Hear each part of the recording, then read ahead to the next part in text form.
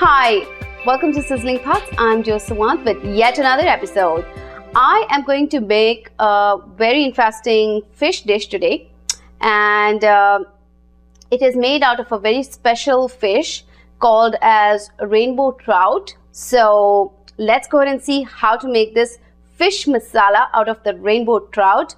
So we first of all need 1.5 pounds of the rainbow trout fish, and it is cut into steaks, like small pieces of steaks. About 3 medium-sized tomatoes finely chopped, 2 onions medium-sized sliced, 3 green chilies cut lengthwise, 3 cloves of garlic finely chopped, red chili powder about 1.5 teaspoon, turmeric powder about 1 teaspoon, salt to taste, coriander powder about 1 teaspoon, tamarind pulp. If you don't find it, this is optional. You can use lime juice instead of this. Fenugreek seeds about 1/4 of a teaspoon. Coconut milk about 1/2 cup. Oil about 3 tablespoons. That's all we need for this recipe. Let's go ahead and see how to make this. But before we go ahead and make it, we need to first marinate our fish. And for the marination, we're going to create marinade first. And what we need to do is take a little bit of warm water, about 1/2 cup of warm water, and I'm going to put the tamarind pulp in this, and I'm going to make a nice paste out of this. So once you have your tamarind paste over here, I'm going to keep this aside. I have my mixing bowl. I'm going to take that, and first of all, I'm going to put a little bit of salt, 1 teaspoon of my red chili powder, turmeric powder, and then coriander powder. And then I'm going to add all my tamarind paste to this, just to the consistency where it's nice and thick. And I just don't want to make it very runny, because then it won't coat very well on the fish. Now I'm going to add all my fish pieces to this, little by little, so each piece gets the marinade. Okay, all my fish pieces are nicely coated now, and we're going to keep this aside. And we're going to make the sauce for the fish, and then we're going to add the fish to the sauce later on. So now let's go ahead and make our masala fish. I have a large skillet over here, and I have put it already on medium high heat, and I'm going to add my oil. I'm going to add all the oil to this, and then I'm going to add my fenugreek seeds, and then I'm going to add my onions, and now add my garlic. Nicely saute it. And now I want the onions to cook really well until they're nice and brown. And for that, I'm going to add a pinch of salt, so it kind of sort of sweats and helps the onion cook faster. I'm going to wait now until they're nice and completely cooked, until they're nice and brown.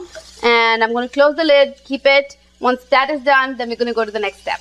So now our onions are completely nice and brown, and you can see over here.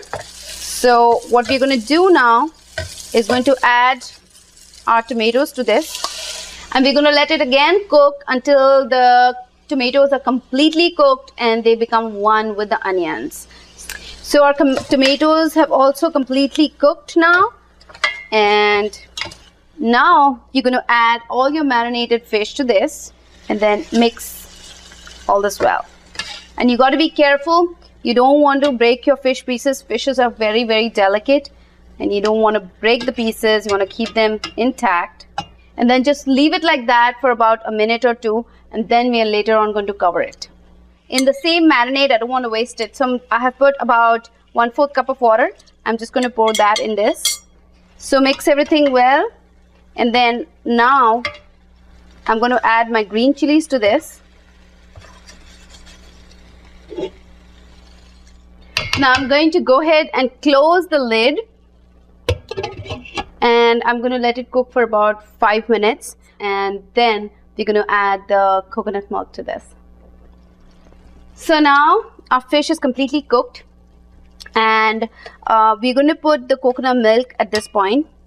And we always want to put the coconut milk in the last bit, because the tamarind has a little sourness, and just like milk, the coconut milk will split if you cook it for too long in like any sour thing. So we want to put it, and then we want to just give it a little bit of boil, and we're going to turn the heat off. So you have to make sure your fish is already cooked, and we're going to add this coconut milk now, and just for about few minutes until it kind of mixes and blends with the whole thing, but yet you don't want to overcook it. Just for about a minute. I'm going to keep it closed and then just turn the heat off. Okay, it's all done now.